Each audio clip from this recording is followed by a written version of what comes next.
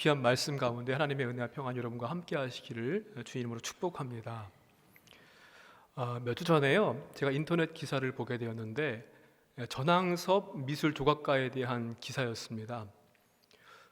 근데 제가 이렇게 보니까 이름도 낯이 익고 얼굴도 낯이 익은 겁니다. 그래서 인터넷으로 그분의 이름 한번 검색을 해봤어요. 그랬더니 낯 익은 이유가 있더라고요. 어느 학교를 졸업했고 그다음에 한성고등학교 미술교사의 경력 안에 있더라고요. 제가 고등학교 때 미술 선생님이셨습니다. 근데 제가 그분을 기억하는 이유는요, 특별하게 이유가 있는데, 고등학교 1학년 때 미술 첫 번째 시간이었습니다. 그때 선생님께서 과제를 주셨는데 뭐냐 하면은 현대 미술을 보는 눈이라고 하는 책을 사오라는 거예요. 다음 시간부터. 그래서 그 책을 가지고 수업을 했습니다.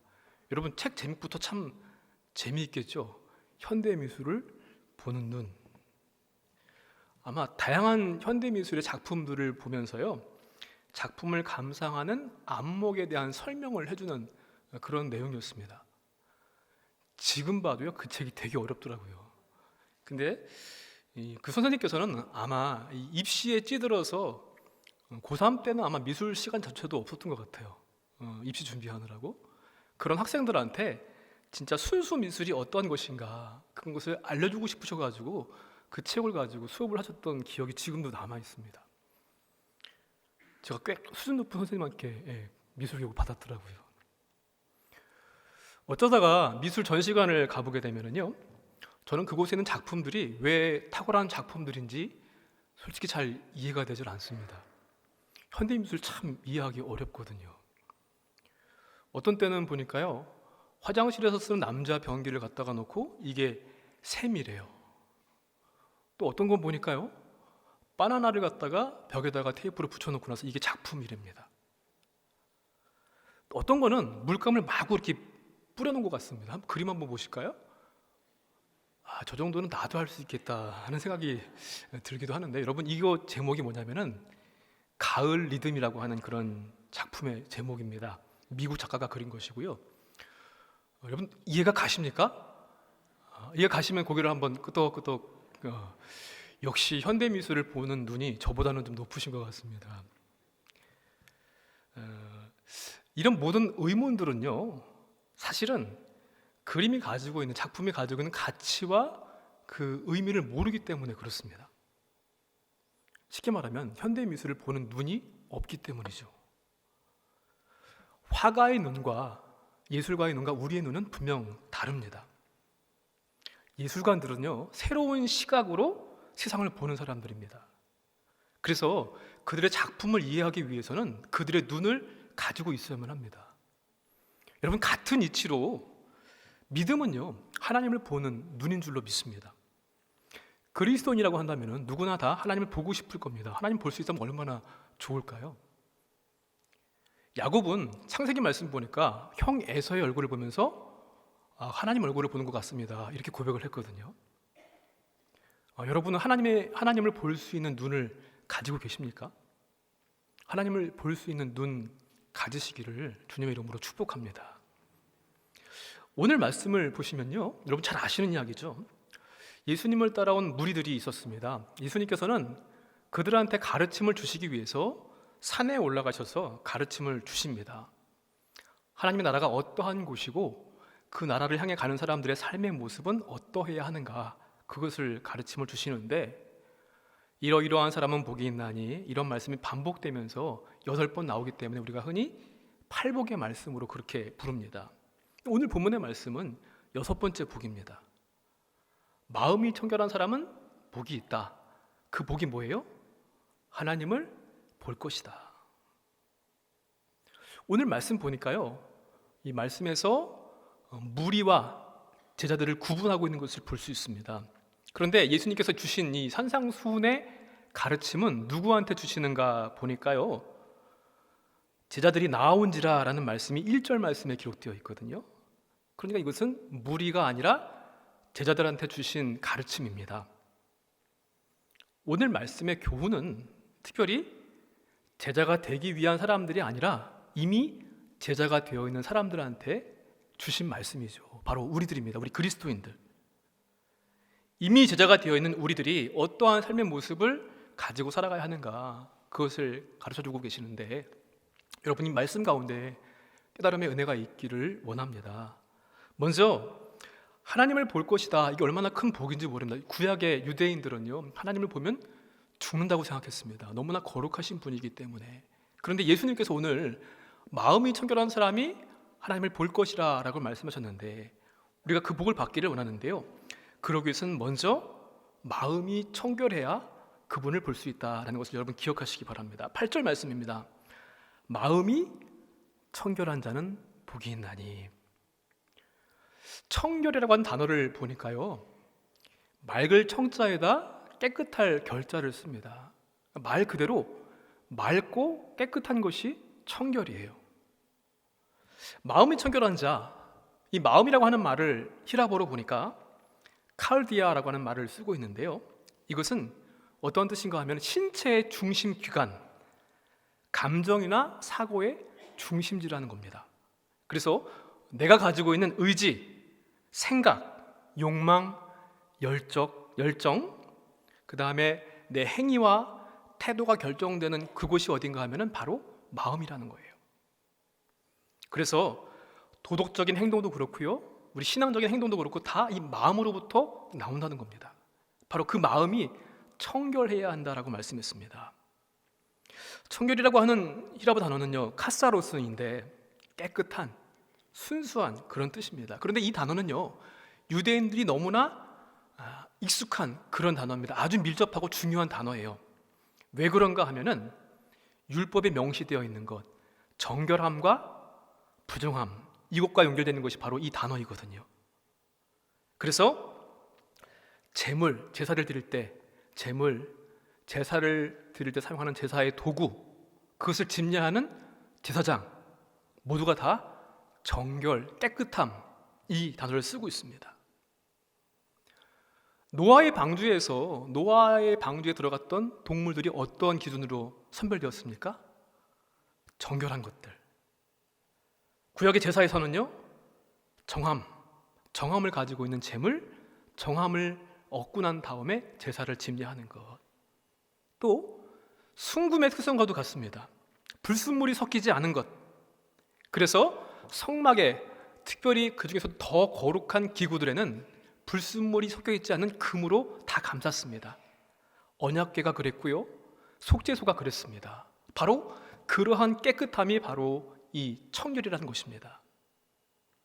그러므로 여러분, 마음이 정결하다고 하는 것이 무슨 뜻입니까? 거룩하신 하나님께서 받으시기에 합당한 상태, 하나님과의 관계가 문제없는 상태, 그게 바로 정결입니다.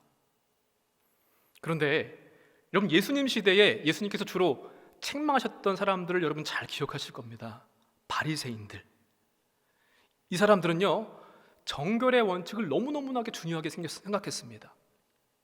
그런 나머지 심지어 어떻게 되었는가 하면은 정결을 위한 형식적인 절차에 매몰되어서 정말 중요한 마음, 그것을 내팽개쳤다는 것입니다. 그래서 마음이 청결하지 못한 상태가 오히려 되어버린 거예요. 마태복음 15장 말씀 보니까요, 예수님께서 말씀하십니다. 바리새인들이 예수님의 제자들이 손을 씻지 않고 음식을 먹는 것을 보고 막 뭐라고 비난을 했습니다. 그때 주님이 하신 말씀이 무엇입니까? 마음에서 나오는 것이 악한 생각과 살인과 간음과 음란과 도둑질, 거짓 증언, 비방이다. 이런 것들이 사람을 더럽게 한다라고 말씀하십니다. 겉으로 손 씻지 않고 먹는 것, 이게 더러운 것이 아니라 정말 중요한 것은 마음이 더러운 것, 그게 더 더럽다고 말씀하셨거든요. 예레미야 선지자도요, 그분의 메시지를 보니까 만물보다 거짓되고 심히 부패한 것이 곧 무엇이라고요? 마음이라고 했습니다. 바리새인의 의는요, 당시 어느 누구도 범접할 수 없을 만큼 높은 수준의 것이었습니다. 그래서 예수님께서 말씀하시기를 너희들의 의가 서기관과 바리새인과 같지 않으면은 천국에 들어가지 못한다, 이런 말씀을 하실 정도였거든요. 그런데 왜 그들을 책망하셨는가? 그들이 내팽개친 마음, 형식 때문에, 정결을 위한 형식 때문에 마음을 내팽개쳐 버렸거든요. 바로 그래서 정결하지 못한 그들을 책망하신 겁니다. 하나님은 언제나 우리 마음의 중심을 보시고요, 우리 인간의 깨끗한 마음을 좋아하십니다. 그래서 팔복의 말씀에도 머리가 청결한 자가 아니라 마음이 청결한 자가 복이 있다고 말씀하셨고요, 행위가 아니라 마음, 그것을 강조하신 것을 우리가 볼 수 있습니다. 물론 그렇다고 행위를 무시할 수는 없습니다. 그런데 그럼에도 불구하고 마음이 청결을 왜 강조하시는가? 마음이 변해야지 인격도 변할 수 있고요, 그래야 삶도 변화될 수 있기 때문에 그렇습니다.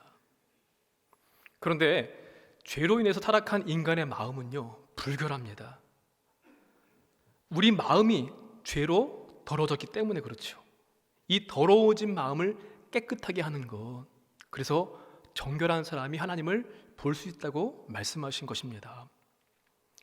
사랑하는 성도 여러분, 하나님은 언제나 우리 마음의 중심을 보시고요, 인간의 깨끗한 마음을 좋아하시는데, 정결한 마음을 얻기 위해서는 우리가 무엇을 어떻게 해야만 할까요?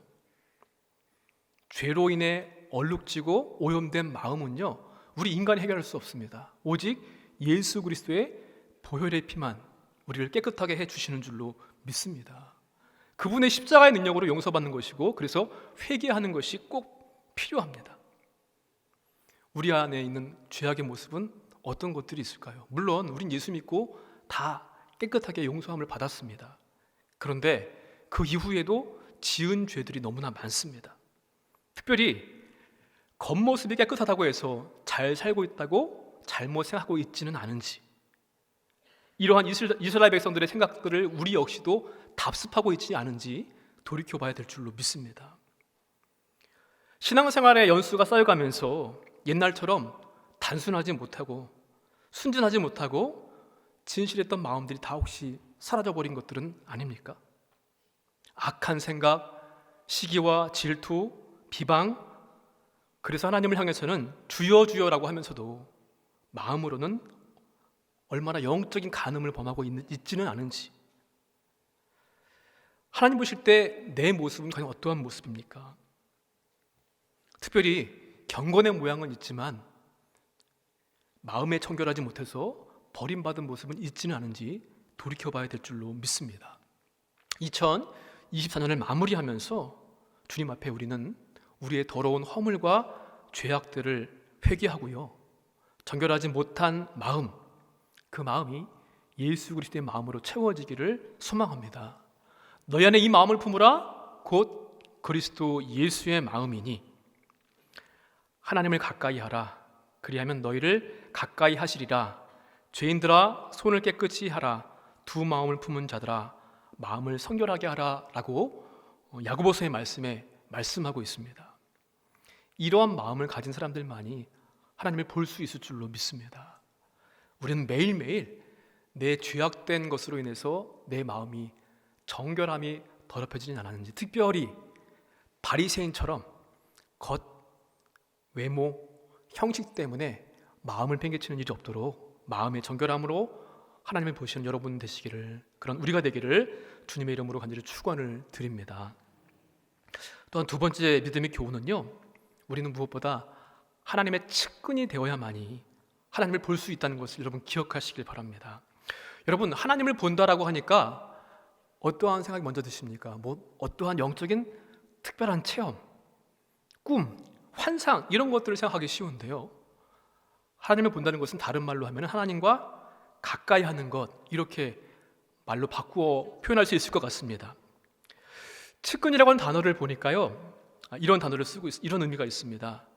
곁에 가까운 것, 그래서 곁측, 뿌리 근자를 쓰고 있는데 곁에서 가까이 모시는 사람, 이런 뜻이 측근이거든요.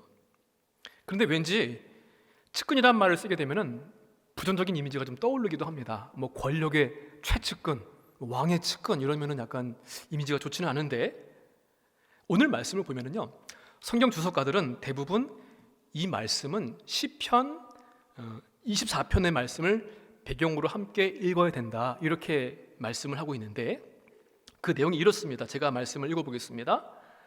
여호와의 산에 오를 자가 누구며 그의 거룩한 곳에 설 자가 누구인가? 곧 손이 깨끗하며 마음이 청결하며 뜻을 허탄한 데에 두지 아니하며 거짓 맹세하지 아니한 자로다. 하나님이 계신 곳을 찾아가서 직접 뵙기를 간절히 원하는 시편 기자의 고백이 여기 담겨 있습니다. 누가 여호와의 산에 오를 것이냐? 그분과 가까이 갈 것이냐? 손이 깨끗하고 마음이 청결하고 그런 사람, 그렇게 되기를 원한다는 믿음의 고백입니다. 하나님과 가장 가까이 있는 것, 그것이 그가 추구했던 믿음이었습니다. 여러분, 왕정시대에 나라의 모든 일을 가지고 있는 최고의 권력자, 그게 왕이라고 하는 존재입니다. 그래서 이 왕 가까이 있을 때에, 그분과 친하게 지내고 있을 때에 우리는 그러한 혜택을 얻을 수가 있거든요. 에스더 이야기 여러분 아시죠? 아하수에로 왕을 가까이서 볼 수 있었던 그런 이유 때문에 하만의 악한 계획을 물리치고 유대인들이 살아나는 은혜를 입게 되었습니다. 느헤미야는 어떻습니까? 아닥사스다 왕한테 은혜를 입을 수 있었던 것은 그가 했던 일이 뭡니까? 왕의 술 맡은 간원장으로서 최측근이 되어서 가까이 보좌 했거든요. 그리고 무엇보다 그는 기도함으로 하나님과 가까이 있었기 때문에 민족의 지도자가 될 수 있었습니다. 여러분, 이것이 바로 하나님을 보는 그런 복입니다. 그런 의미에서 하나님을 본다고 하는 것은 그분과 가까이에 있을 수 있는 것, 하나님의 최측근이 되는 겁니다. 마음이 청결한 자의 복이 어떤 것입니까? 하나님을 지근거리에서 뵙는 그러한 측근이 되어서 전 우주의 왕이신, 만왕의 왕이신 그 하나님의 권세를 함께 얻어 누리는 복인 줄로 믿습니다. 그런데 우리가 어떻게 그 하나님의 측근이 될 수 있습니까? 디모데전서 4장 5절 말씀입니다. 함께 읽어볼까요? 하나님의 말씀과 기도로 거룩하여 짐이라. 아멘.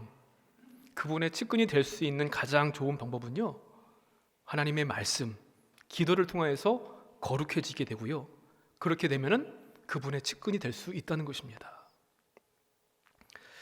올해 우리 교회의 표어가 항상 깨어 기도하라였습니다. 그래서 기도로 시작하고 기도로 승리하고 기도로 축복하자, 이것을 통해서 우리는 하나님의 측근이 되기를 힘써 왔습니다. 그러면 이제 내년 25년도 표는 뭡니까? 가르쳐 지키게 하라. 하나님의 말씀을 듣고 새기고 행하는 것을 통하여서 그분의 측근이 되기를 힘쓰는 해입니다.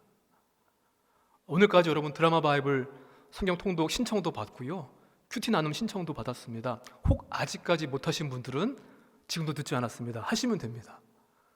하나님의 말씀과 기도로 거룩해짐을 통하여서 그분의 측근이 될 수 있습니다.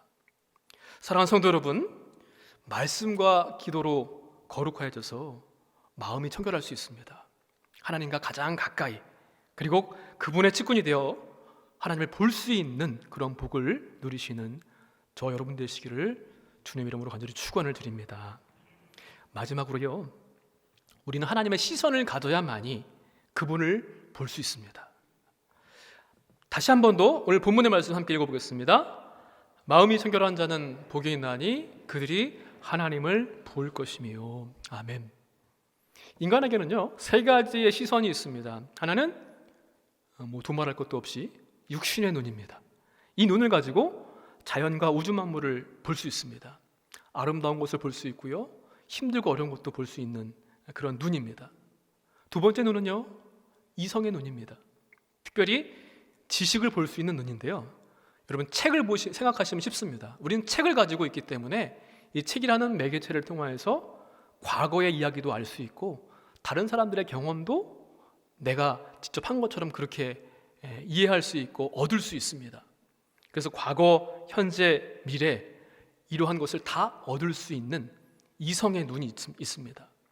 그리고 마지막으로는요, 영적인 눈입니다. 이것은 다른 말로 하게 되면 하나님을 볼 수 있는 눈입니다. 이것을 가진 사람, 이것을 믿는 자가 바로 하나님을 볼 수 있는 복을 받게 되는 줄로 믿습니다. 시선이라고 하는 단어를 보니까 뜻이 이렇습니다. 눈이 가는 길과 방향, 그 다음에 주의를 기울이는 곳, 관심의 대상, 그게 바로 시선입니다. 초점뿐만 아니라 방향까지도 함께 맞아야지 되는 것이 바로 시선이거든요. 다른 말로 하면 하나님의 시선입니다.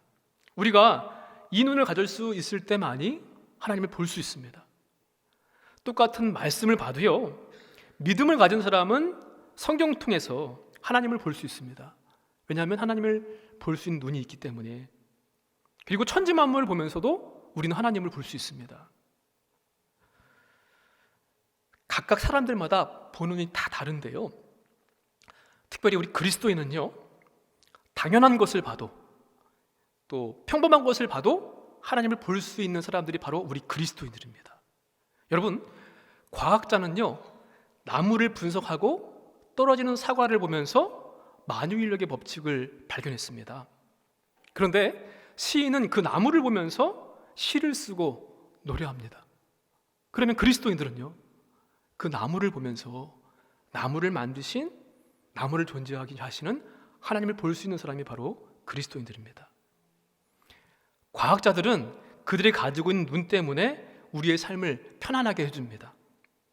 또 시인들은 그들이 가지고 있는 눈 때문에 우리가 인간임을 깨닫게 하고 감정의 풍부함을 느낄 수 있도록 해주는 사람들이 바로 그들입니다.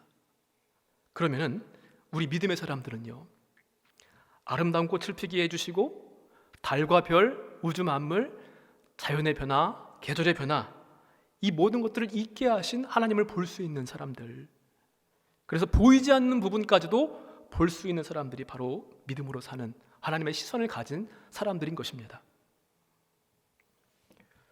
하나님을 보는 눈, 즉 믿음은요, 환경을 바라보지 않습니다.